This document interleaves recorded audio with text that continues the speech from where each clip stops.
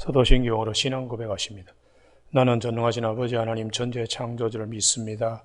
나는 그 유일하신 아들 우리 주 예수 그리스도를 믿습니다. 그는 성령으로 잉태되어 동정노 마리아에게서 나시고 본디오 빌라도에게 고난을 받아 십자가에 못 박혀 죽으시고 장서된 지 사흘 만에 죽은 자 가운데서 다시 살아나셨으며 하늘에 오르시어 전능하신 아버지 하나님 우편에 앉아 계시다가 거기로부터 살아있는 자와 죽은 자를 심판하러 오십니다. 나는 성령을 믿으며 거룩한 공교회와 성도의 교제와 죄를 용서받는 것과 몸의 부활과 영생을 믿습니다. 아멘. 오늘 아침에 하나님께서 우리에게 주시는 말씀은 누가복음 13장 1절에서 9절까지 한 절씩 교독하십니다. 누가복음 13장 1절. 그때 마침 두 사람이 와서 빌라도가 어떤 갈릴리 사람들의 피를 그들의 제물에 섞은 일로 예수께 아뢰니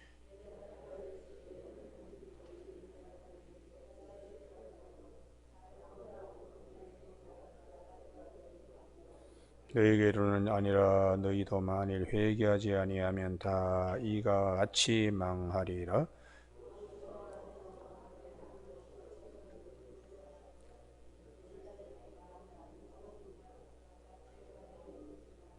너희에게로는 아니라 너희도 만일 회개하지 아니하면 다 이와 같이 망하리라.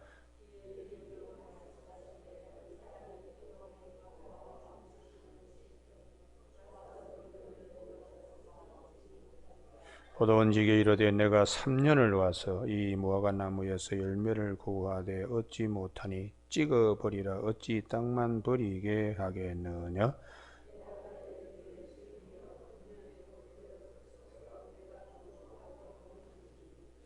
같이 읽습니다. 이후에 만일 열매가 열면 좋거니와 그렇지 않으면 찍어버리소서 하였다 하시니라. 아멘. 오늘 8절 말씀에 대답하여 이르되 주인이여 금년에도 그대로 두소서 내가 두릅하고 걸음을 줄이니 하는 말씀 중심으로 생명의 열매 맺기를 원하시는 하나님이라는 제목으로 말씀을 나누겠습니다. 오늘 1절 말씀, 사람들은 정치적인 이슈에 관심이 많습니다. 오늘 우리도 마찬가지입니다. 이때의 사람들이 예수님께 말씀하신 것은 갈릴리 사람들이 예루살렘 순례객들이 예루살렘에 와서 빌라도가 보낸 군인들에 의해서 희생당한 일이 있었습니다. 제물에 사람의 피가 섞이는, 다시 말하면 억울한 죽음이죠. 정치적인 시스템 속에서 유대인들은 상당히 핍박을 받는데 이들의 죽음에 대하여 주님의 견해를 물었습니다. 근데 주님께서는 정치적인 견해에 대하여 그렇게 말씀하지 않고 더 근본적인 부분을 우리에게 보게 하셨습니다. 주님께서 말씀하시기를 대답하여 이르시되 너희는 이 갈릴리 사람이 이같이 해받음으로 다른 모든 갈릴리 사람보다 죄가 더 있는 줄 아느냐. 이 말씀이 더 근본적인 것을 생각하게 하시는 겁니다. 정치적인 이슈 앞에 또 사람들은 이 죽음의 문제, 희생의 문제 앞에 자기는 예외적으로 건너편에 불경하듯이 남의 죽음에 대하여 판단하고 비판합니다. 그러나 주님께서 오늘 이 말씀을 통하여 다른 사람에게 관심 갖지 말고 너 자신의 죽음의 문제를 어떻게 보느냐, 그 말씀을 하시는 거죠. 우리가 정치적인 이슈, 우리 대한민국이 하여튼 너무 피로감에 사로잡혀 있어요. 너무 싸움들하고 너무 정치적인 것에 국가의 힘이 다 거기에 그냥 빨려 들어가서 블랙홀처럼 국민들의 마음이 편치 못한,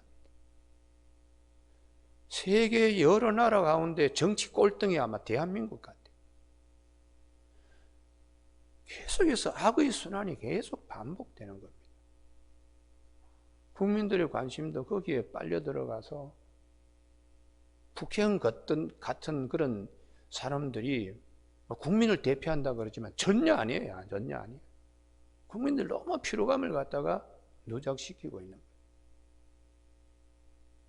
거예요. 주님께서 우리에게 말씀하세요. 남의 희생, 남의 죽음에 대하여 관심들 갖지 말고 너 자신의 죽음의 문제에 대하여 답을 가지고 있느냐? 이 땅의 정치보다 하나님 나라의 통치, 여기에 관심을 갖고 있는가? 라는 말씀을 주님은 함축하여 2절 말씀에 죽은 사람이 너희보다 죄가 많아 죽은 줄 아느냐? 이렇게 주님이 말씀하셨습니다. 3절 다 같이 읽으시고 시작. 너희에게 이르노니 아니라 너희도 만일 회개하지 아니하면 다 이와 같이 망하리라.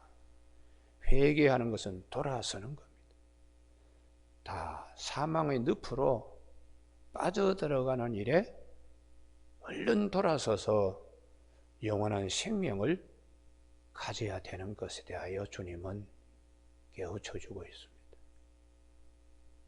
사실 남이 죽으면은 무엇으로 때문에 죽었대, 어떻게 죽었대, 이런 입방아를 우리는 많이 찢습니다. 그렇지만 자신의 죽음에 대해서는 전혀 예외로 나는 죽음이 찾아오지 않는 사람으로 생각하면서 누가복음 9장 38절 하반절에 헤아림을 많이 합니다. 너희가 헤아리는 그 헤아림으로 너희도 헤아림을 도로 받을 것이라. 아이고 그 사람이 무엇 때문에 죽었대?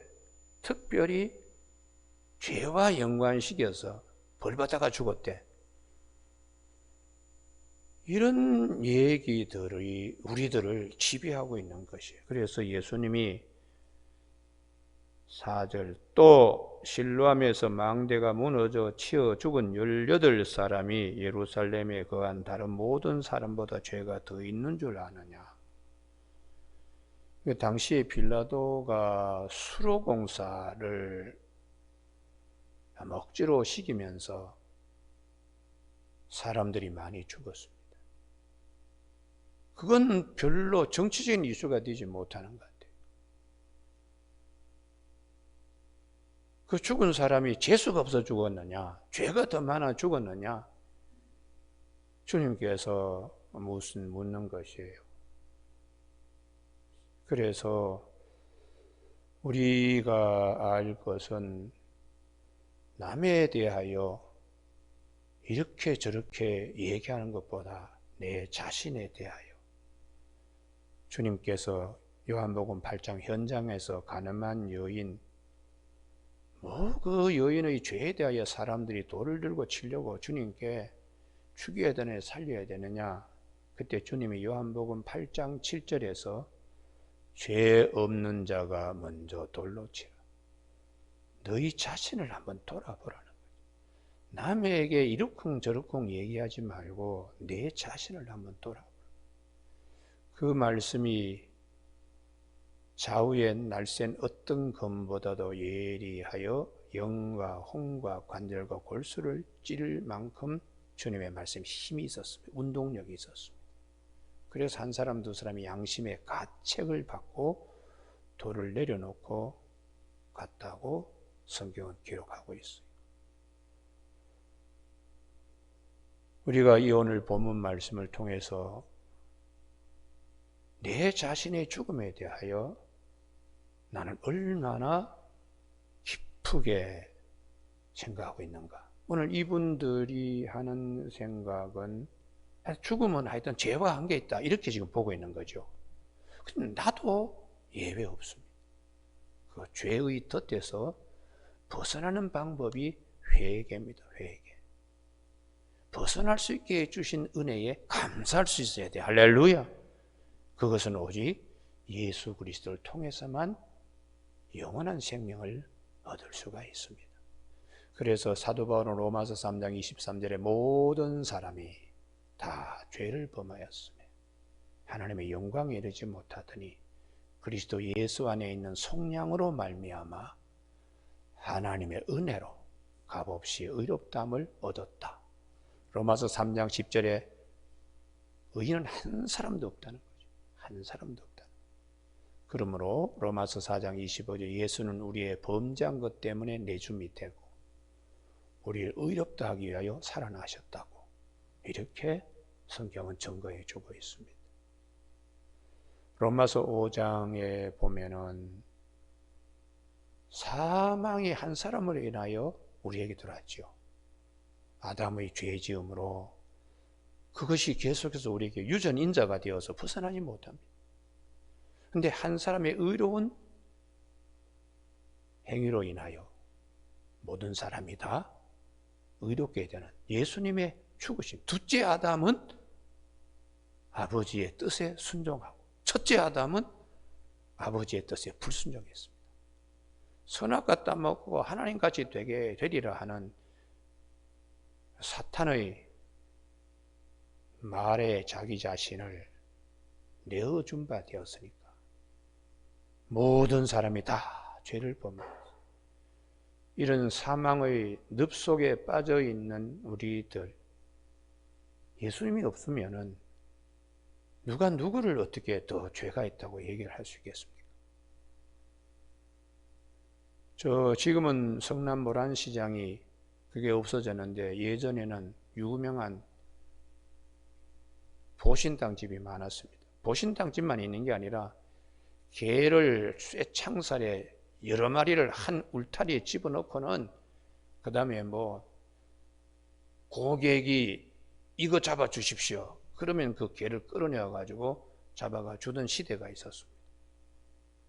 근데 그 쇠창살 속에 있는 개들이 뭐 자기들끼리 싸워요. 막 그냥 막 그리고 이제 주인이 뭐 음식을 하나 갖다 주면 그걸 서로 먹으려고.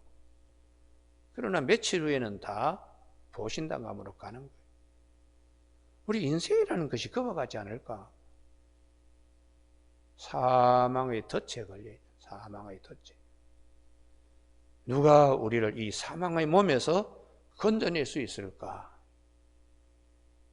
선을 행하기를 원하는 나에게 원하지 아니하는 일들을 하는 거 보니까 내 속에 죄가 있다는 걸 내가 깨닫게 되었는데 오호라 이 사망의 몸에서 누가 나를 건져낼 수 있어라. 예수 그리스도께 참 감사한다고 사도 바울은 로마서 7장 제일 마지막에서 말씀하고 있어요. 오늘 우리가 이 아침에 이 정치적인 이슈보다 더 선행되는 것은 하나님 나라에서 나는 어떤 시민권을 가지고 있는가? 남의 죽음 앞에서 이러쿵저러쿵 입방아지를 하는 것보다는 나는 내 죽음 앞에 과연 무엇을 준비하고 있는가?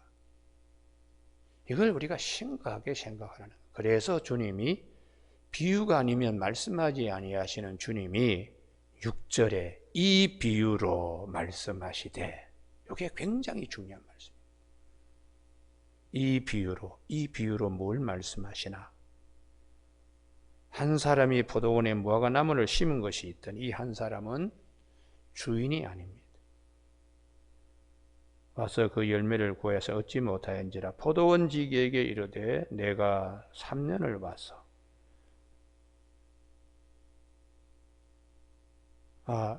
한 사람이 포도원에 무화과 나무를 심었다. 그 사람은 주인이고 그 다음에 7절에 포도원 지기를 이르되 이거는 소작인처럼 일꾼이죠.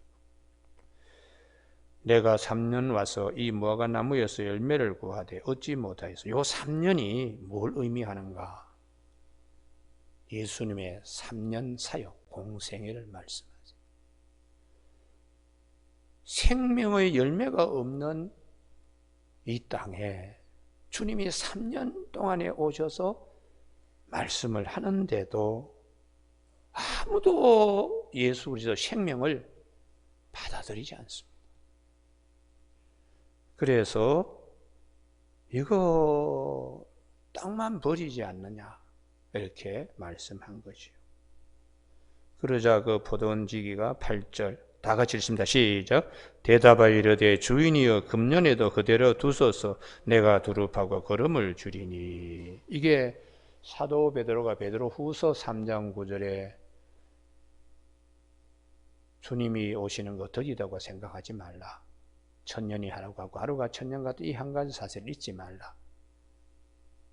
아무도 멸망하기를 원하지 아니한다. 오래 참으사 아무도 멸망하기를 원하지 않고 다 회개하여 영생에 이르기를 하나님은 원하신다고.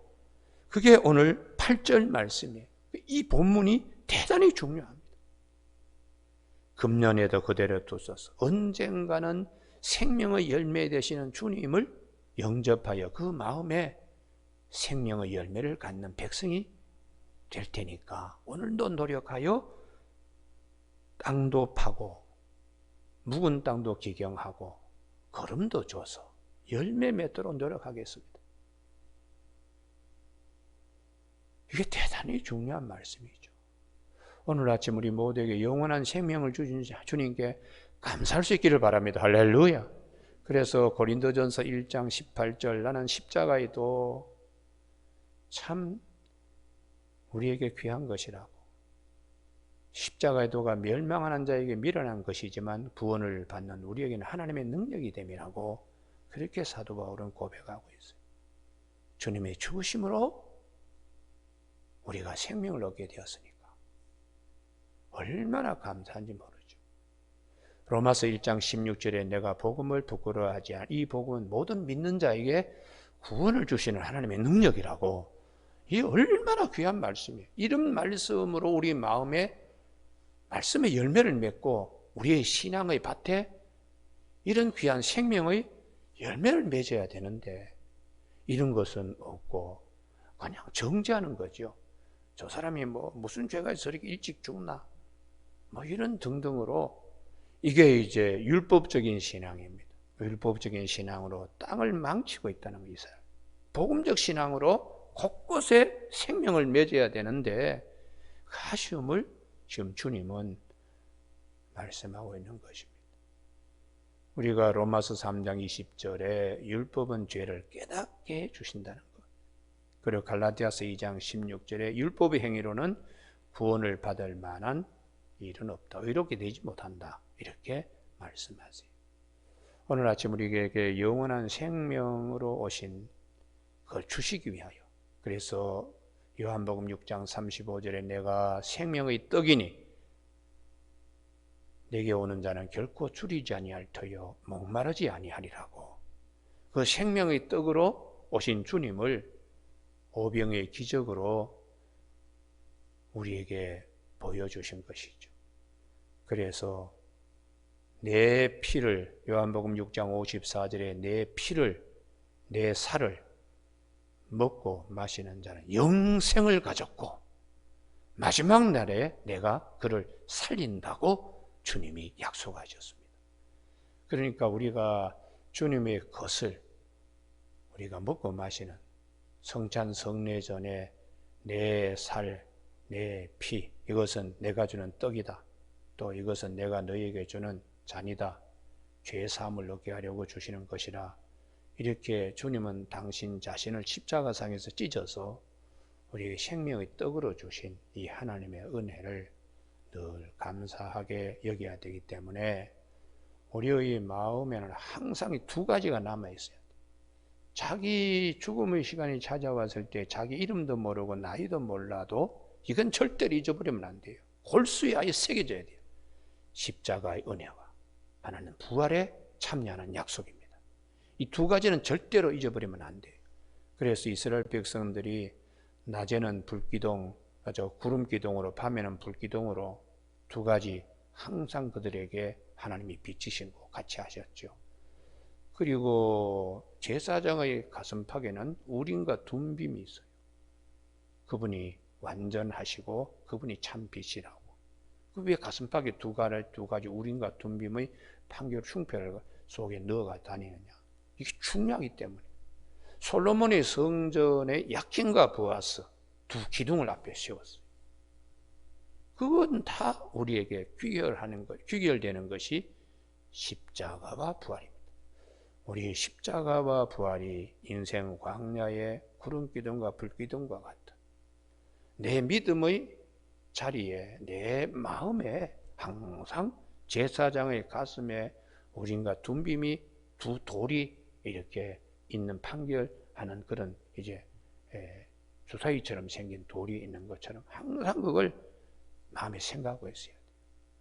여러분, 오늘 아침에 영원한 생명을 주신 주님, 거기에 대하여 아멘 할렐루야 이런 확신이 있어야 되지. 이건 없고 남이 죽으면은 저 사람은 뭐 죄가 많아 죽었나, 자기는 아예 예외적인 존재로 생각하는 이런 우리의 생각 틀에서 주님은 정말 내가 뭘 가지고 있는가 그걸 생각하라고 말씀하시는 겁니다.